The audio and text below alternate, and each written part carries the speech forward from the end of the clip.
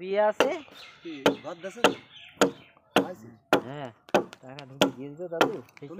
14 সালের ঘর এই টাকা পাঁচ তুলেছিস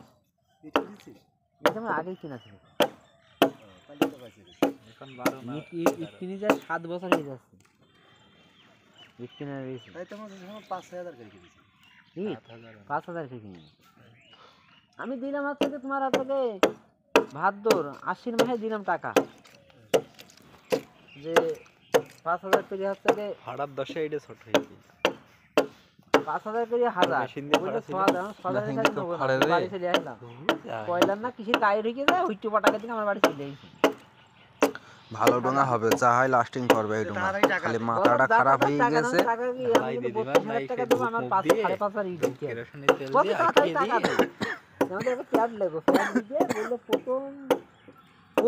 প্রথম পাকেই যে ইউটিউবে তুই বললি এই প্যাড দিতে প্রথম